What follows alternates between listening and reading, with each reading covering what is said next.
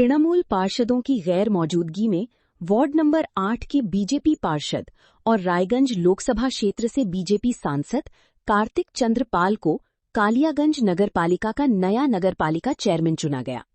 बुधवार को कालियागंज नगरपालिका की मीटिंग हॉल में रायगंज अनुमंडल प्रशासक तन्मय बैनर्जी की मौजूदगी में चेयरमैन चुनाव मीटिंग हुई।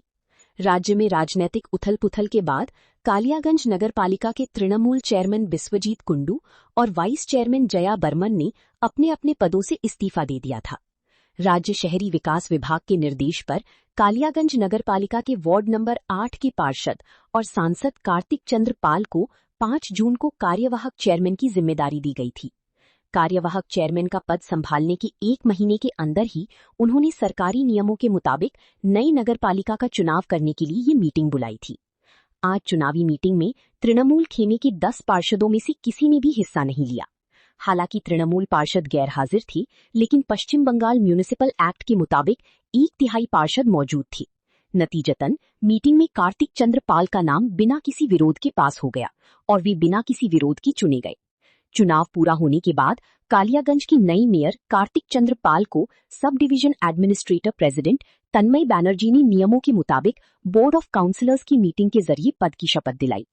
कालियागंज म्यूनिसिपैलिटी में तृणमूल की ज्यादातर सदस्य होने के बावजूद चेयरमैन और वाइस चेयरमैन की इस्तीफे के बाद म्यूनिसिपैलिटी बीजेपी की नियंत्रण में आ गई। নমস্কার, আমার প্রিয় কালিয়াগঞ্জবাসীবৃন্দ, আজকে আমাদের প্রথম আমাকে অ্যাক্টিং চেয়ারম্যান করা হয়েছিল। সেখানে একটা নিয়ম আছে বিএম অ্যাক্টে যে 1 মাসের মধ্যে সেখানে পৌরপতি নির্বাচন করতে হবে। তো আজকে আমাদের পৌরসভার পৌরপতি নির্বাচন ছিল, সেখানে সম্মানীয় এসডিও সাহেব ছিলেন। এসডিও সাহেবের পৌরপতি আজকে এই নির্বাচন প্রক্রিয়া সম্পন্ন হলো এবং সেখানে আজকে আমরা সবাই জানে সমস্ত কাউন্সিলরদের আমরা চিঠি করেছি 17 জন কাউন্সিলরের। কারণ আমরা বিজেপির যে 7 জন কাউন্সিলর তারা উপস্থিত ছিলাম। আমরা অনেকক্ষণ ধরে ওয়েট করলাম। একটা নির্দিষ্ট সময় ধরে ওয়েট করার পর তারপরে এসডিও সাহেব প্রসিডিওর শুরু করলেন। সেখানে আমাদের তরফ থেকে প্রথমেই যে একটা সভা হয়, একটা সভাপতি নির্বাচন করা হয়। তো সেই সভাপতি নির্বাচনের আহ্বান এসডিও সাহেব জানালেন।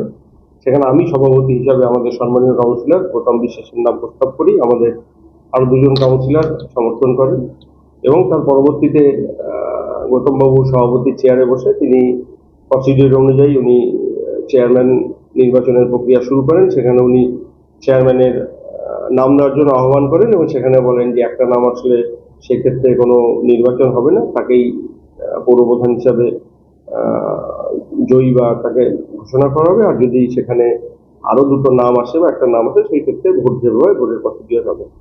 তো সেখানে আমাদের সম্মানীয় কাউন্সিলর বিভাস সাহা আমার নাম প্রস্তাব করে, বাকি আমাদের যা কাউন্সিলর ছিল সবাই আমাদের 11 নম্বর ওয়ার্ডের আমাদের পিয়ালি সাহা, আবার 7 নম্বর ওয়ার্ডের বর্ণালী দাস, 16 নম্বর ওয়ার্ডের নন্দদুলাল সাহা এবং আমাদের গৌরাঙ্গ দাস সবাই সমর্থন করে। তারপরে সভাপতি আমাকে চেয়ারম্যান হিসেবে নির্বাচিত করে এবং এসডিও সাহেব শপথ বাক্য পাঠ করান। এখনো অনুপস্থিত আমি বুঝতে পারি। আমরা তো আগের দিন আমাদের সম্ভবত পৌরসভার এক্সিকিউটিভ অফিসের সবার বাড়িতে চিঠি পাঠিয়ে রিসিভও করে নিয়ে আসছে। আমরা অনেকক্ষণ ওনাদের জন্য ওয়েটও করলাম। তারপরে এসডিও সাহেব বললেন এখন প্রসিডিওর শুরু করবো।